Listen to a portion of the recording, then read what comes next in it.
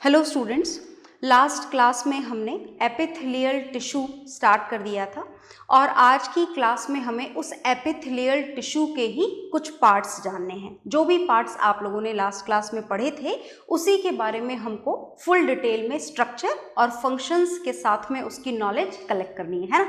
तो चलिए, तो we will start with the epithelial tissue. और एपिथेलियल टिश्यू में जो पार्ट 1 हम स्टार्ट करने जा रहे हैं, this part 1 is squamous epithelial tissue. कौन सा एपिथेलियल टिश्यू हमको स्टार्ट करना है? हमको स्टार्ट करना है squamous epithelial tissue. Is it okay?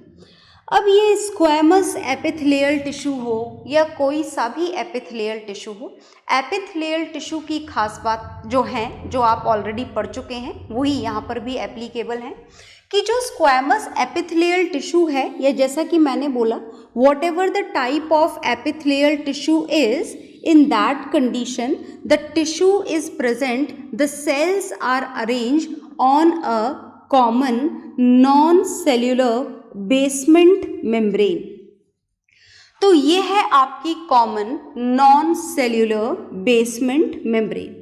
और ये जो common non cellular basement membrane है, ये common non cellular basement membrane किसकी बनी हुई होती है? This is made with a protein matrix. और इस प्रोटीन मैट्रिक्स का क्या नाम होता है? इस प्रोटीन मैट्रिक्स का नाम होता है collagen. Is it okay? And when we are going to talk about the structure of cells, so look here, cells कैसी प्रेजेंट होती हैं? cells कुछ ऐसी प्रेजेंट होती हैं, इस तरीके से प्रेजेंट होती हैं ये cells यहाँ पर, with the nucleus and nucleus is surrounded with a cytoplasm।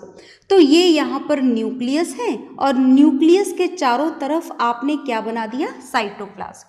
तो यू कैन सी कि कॉमन नॉन सेल्यूलर बेसमेंट पे मैंने आपके सामने सेल की सिर्फ एक ही लेयर बनाई है ना? एक ही लेयर दिखाई दे रही है।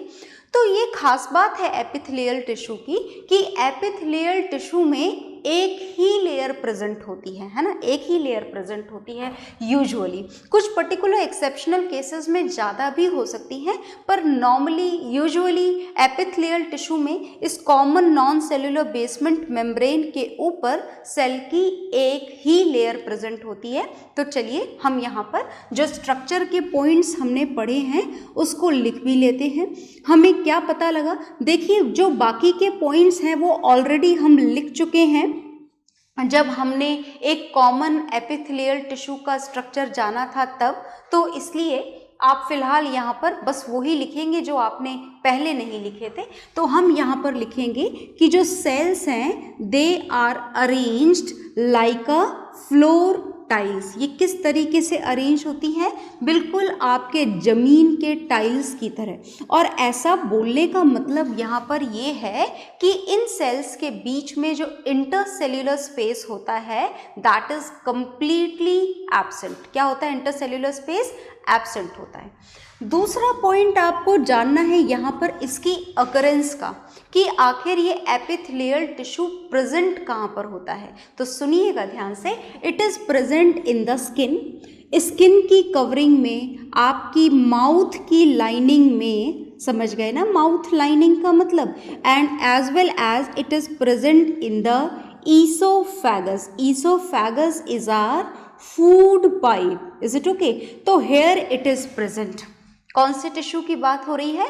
स्क्वैमस एपिथेलियल की। ये MCQs में पूछे जाते हैं that which tissue is found in the oesophagus. तो आपको याद होना चाहिए that the name is squamous epithelial. Is it okay? अब साथ ही साथ में हम इसके यहाँ पर फंक्शंस भी मेंशन कर देते हैं। किसके फंक्शंस मेंशन करने हैं हमको? हमको स्क्वैमस एपिथेलियल टिश्यू के फंक्शंस मेंशन करने हैं। तो चलिए मेंशन करते हैं हम।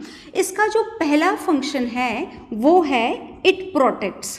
इसका मेन काम होता है प्रोटेक्ट करना। It protects the underlying cells. अच्छा, अंडरलाइंग सेल्स का मतलब समझते हो ना? It protects the underlying cells as well as underlying organs. क्या बोलना चाह रहे हैं हम?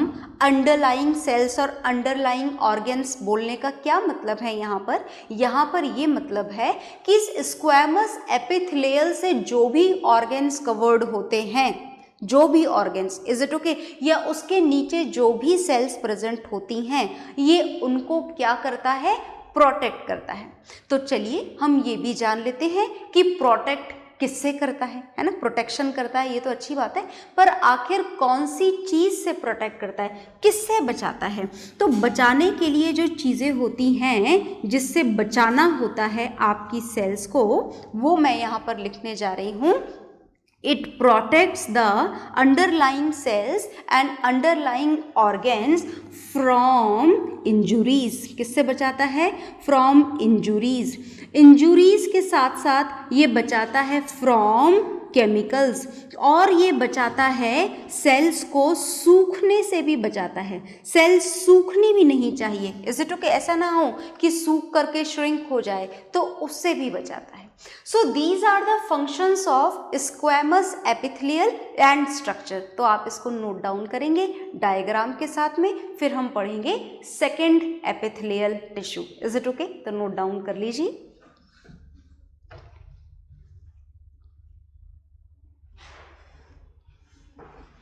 हाँ जी, तो आपने नोट डाउन कर लिया होगा, और नोट डाउन करने के बाद में जो अब हमें पढ़ना है, नेक्स्ट एपिथेलियल टिश्यू पढ़ना है, और जो हम नेक्स्ट एपिथेलियल टिश्यू पढ़ने जा रहे हैं, this is cuboidal epithelial tissue. कौन सा टिश्यू पढ़ेंगे हम? हम अब पढ़ेंगे क्यूबॉइडल एपिथेलियल टिश्यू।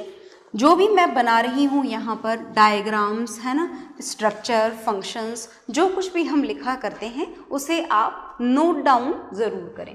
तो हम यहाँ पर सेकेंड टिश्यू स्टार्ट करने जा रहे हैं, and this second tissue is cuboidal epithelial tissue. कौन सा टिश्यू हम स्टार्ट करने जा रहे हैं? We are going to start this cuboidal epithelial tissue. तो ध्यान से देखिएगा कि आखिर ये क्यूबॉइडल एपिथेलियल टिश्यू का क्या मतलब है। देखिए, स्ट्रक्चर यहाँ पर बड़े सिमिलर हैं और फंक्शंस भी सिमिलर हैं, इसलिए ध्यान से सुनिएगा और जो छोटा मोटा डिफरेंस है उसे याद रखिएगा।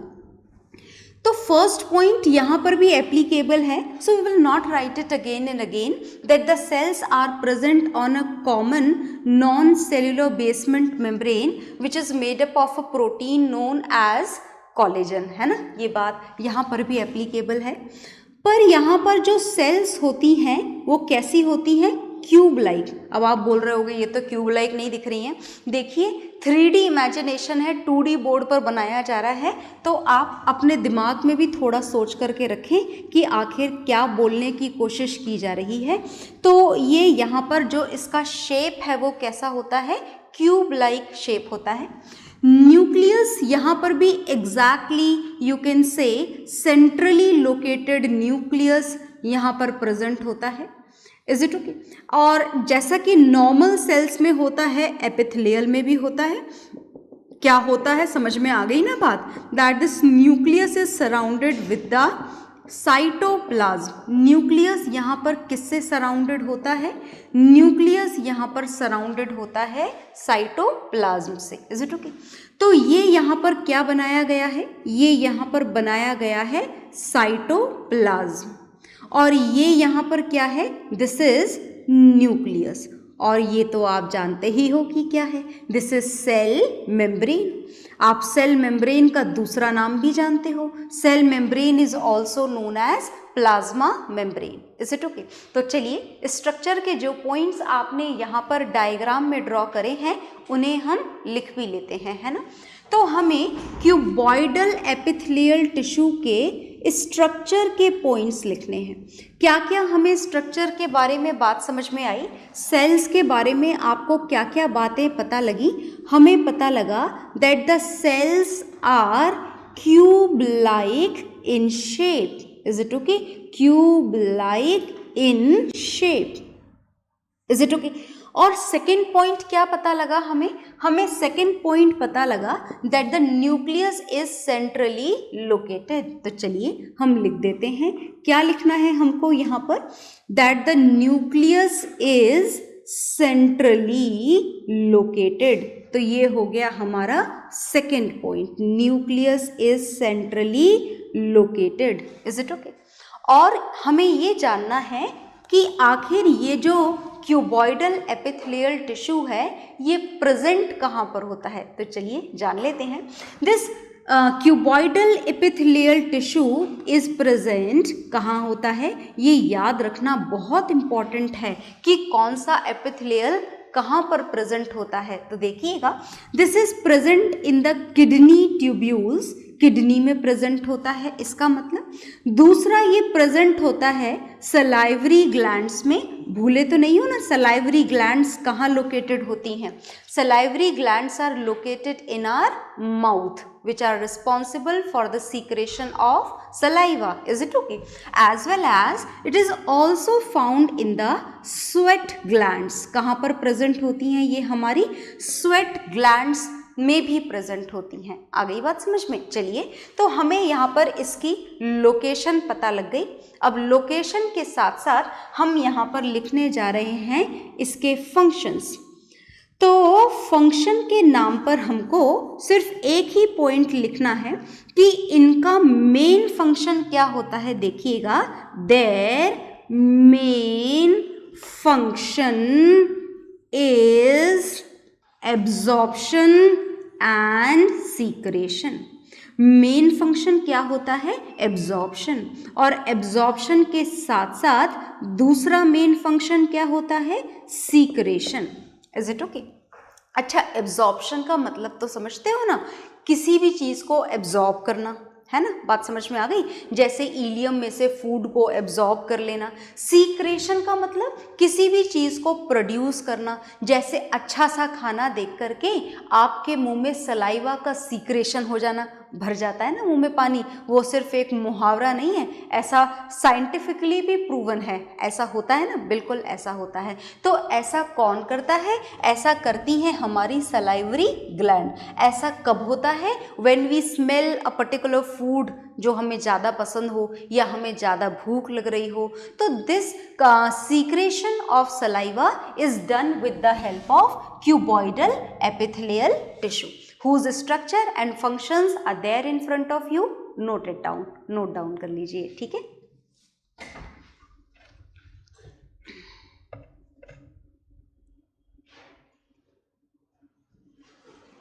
तो आपने नोट डाउन कर लिया होगा, और नोट डाउन करने के बाद में अब हमें नेक्स्ट एपिथेलियल टिश्यू जानना है।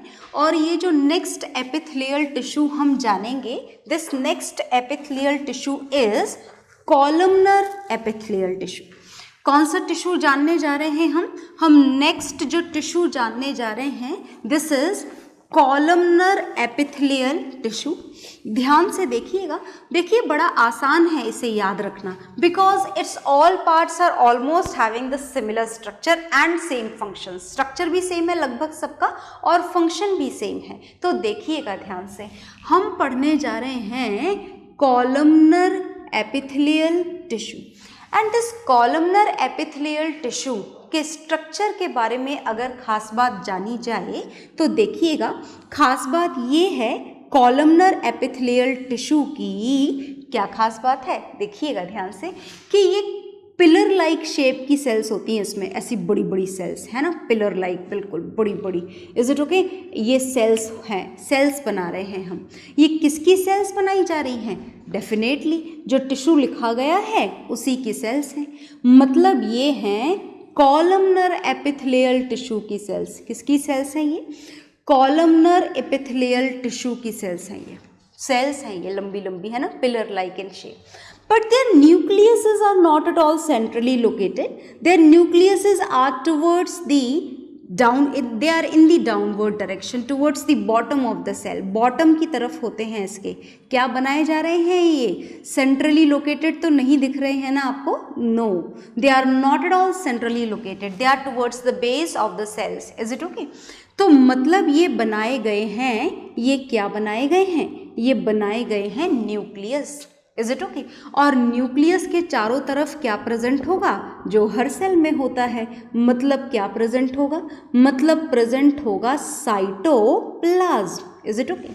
और ये क्या है? ये वही है common non cellular basement membrane, है ना। तो देखिएगा ध्यान से, दिस इज, बार बार लिख देते हैं तो शायद याद हो जाए हमें। This is a common non cellular basement membrane and this common non cellular basement membrane is made up of a protein matrix whose name is collagen. भूलिएगा मत, इज इट ओके? तो हमें क्या बात समझ में आई? हमें स्ट्रक्चर के बारे में तो ये बात समझ में आई कि when we are going to write down the structure of cells then they are pillar like in shape. Is it okay? कैसा शेप होता है इनका? पिलर लाइक होता है इनका। क्या पिलर लाइक होता है इनका? पिलर लाइक शेप होता है इनका। Is it okay?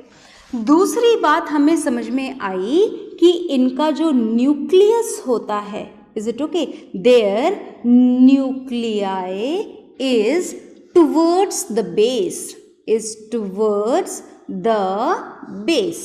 न्यूक्लियस किधर होता है? बेस की तरफ शिफ्टेड होता है। आ गई बात समझ में? तो चलो अब ये भी जान लेते हैं कि ये प्रेजेंट कहाँ पर होता है। इट इज फाउंड, बहुत ध्यान से देखिएगा, it is found in stomach. एक तो ये प्रेजेंट होता है स्टमक में और ये प्रेजेंट होता है स्मॉल इंटेस्टाइन में।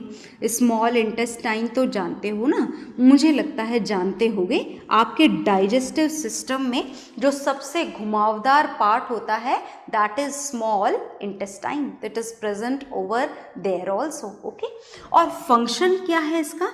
फंक्शन तो देखो आपको याद करने की ज़रूरत ही नहीं है because it is exactly same. क्या है इसका मेन फंक्शन?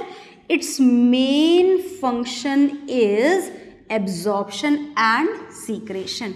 वही जो आपने पहले पढ़ा था वही है इसका main function, is absorption and secretion. Is it okay? तो चलिए हम दोनों लिख देते हैं। Main function is absorption and secretion. So this is about the columnar epithelial tissue.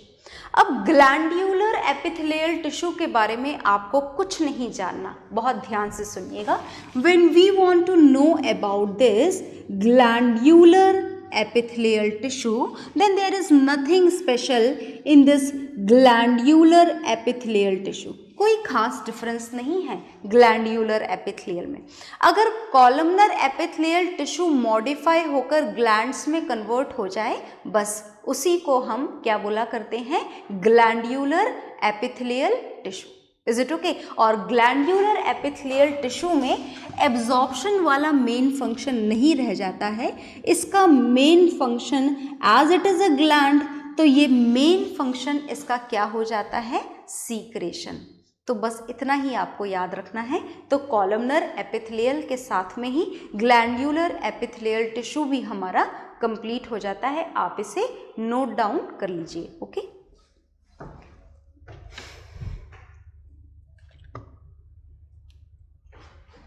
तो आपने ये नोट डाउन कर लिया होगा।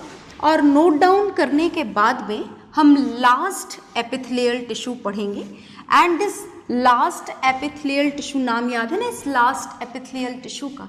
इस लास्ट एपिथेलियल टिश्यू का नाम है सीलिएटेड एपिथेलियल टिश्यू। कौन सा टिश्यू पढ़ना है अब हमको? अब हमको पढ़ना है सीलिएटेड एपिथेलियल टिश्यू। तो आप देख रहे हैं कि मैं फिगर रफ नहीं कर रही हूँ, कुछ कारण है यहाँ पर फिगर रफ ना करने का, क्योंकि हम जो स्ट्रक्चर जानने जा रहे हैं सीलिएटेड एपिथेलियल टिश्यू का, इस सीलिएटेड एपिथेलियल टिश्यू के स्ट्रक्चर में और कॉलमनर एपिथेलियल टिश्यू के स्ट्रक्चर में कोई डिफरेंस नहीं होता। सिर्फ एक ही डिफरेंस होता है और वो ये है कि इस कॉलमनर एपिथेलियल टिश्यू पे ऐसे thread like, hair like structures present होते हैं। और इन्हीं हेयर लाइक स्ट्रक्चर को क्या बोला जाता है? इन्हीं hair like, thread like structure को बोला जाता है सीलिया। क्या बोला जाता है? सीलिया। तो when this hair like, thread like structure is present on this columnar epithelial tissue, then it changes into ciliated epithelial tissue। Is it okay? तो चलिए आगे जानते हैं हम। तो हमें स्ट्रक्चर के बारे में बस इतना सा ही लिखना है इसका, when we want to write down about its structure. तो स्ट्रक्चर के बारे में आप सिर्फ क्या लिखेंगे, आप स्ट्रक्चर के बारे में सिर्फ ये लिखेंगे that it is exactly same as that of columnar epithelial tissue, है ना। डिफरेंस क्या है, but it has hair like और थ्रेड लाइक, आप जो भी लिखना चाहें, hair like structures on it, hair like structures present होते हैं, and these hair like structures are known as cilia. क्या बोला जाता है इस हेयर लाइक स्ट्रक्चर को? इस हेयर लाइक स्ट्रक्चर को बोला जाता है सीलिया। अब ये सीलिया होने की वजह से इसका फंक्शन बदल जाया करता है। क्या बदल जाता है? देखो ये जो सीलिया है, ये सीलिया क्या करती है, कंट्रोल करती है किसी भी सॉलिड पार्टिकल का मूवमेंट एक ही डायरेक्शन में होता है। ऐसा नहीं है कि सॉलिड पार्टिकल कभी इधर चला जाए कभी उधर चला जाए, not like that, is it okay? तो ध्यान से सुनिएगा, ये जो फंक्शन है, as it is totally controlled by the cilia which is present on its outermost surface. तो दिस सीलिया, क्या लिखना है हमें, cilia controls the flow, cilia controls the flow of solid particles.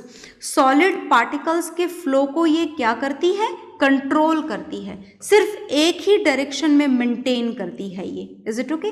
तो बस यही इसका फंक्शन है कि when the solid particle has to move in one direction only, then it is controlled by the help of the ciliated structures, is it okay?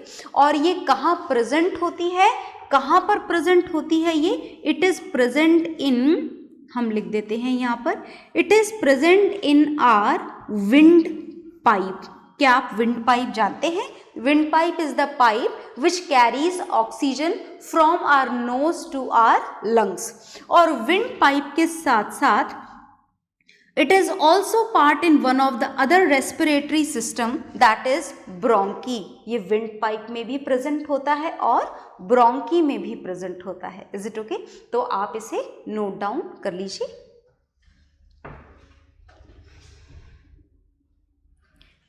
हाँ जी, तो आपने इसे नोट डाउन कर लिया होगा, और इस नोट डाउन करने के साथ ही हमारा जो एपिथेलियल टिश्यू है वो कंप्लीट हो गया है।